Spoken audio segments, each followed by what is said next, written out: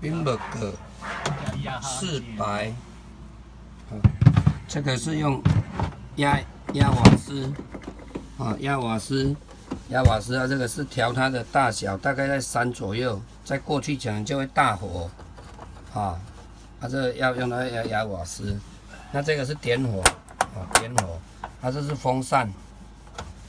风扇的开关，它有 A0跟 M，A 就是自动风扇自动调整，0就是关掉 ，M 就手动，这个是大小，这个是风扇的大小，风扇的大小，这个要注意，一定要关在0，不然的话它会耗电，这个是打火，这里是视窗要注意，视窗这个有一个角度就可以看到它火有没有点着，那这有一个，在这个转过来这边有3个开关，一个上面那一个是炉子，第2个是冰箱，第3个就是暖炉这个要打开要打开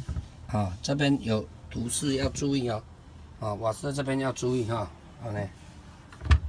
好，再来就是冰箱，冰箱这一个是插那个1地的电220，但是我们是110输入，它会升220给它。电瓶是行驶当中从前车供应后面的，这个是瓦斯，那平常要转在0，那要点火的时候，在瓦斯的位置这个地方要下压，下压瓦斯才会出来，下压之后要压这个点火开关。如果说点着的时候，它这个就只是会跑到绿色的，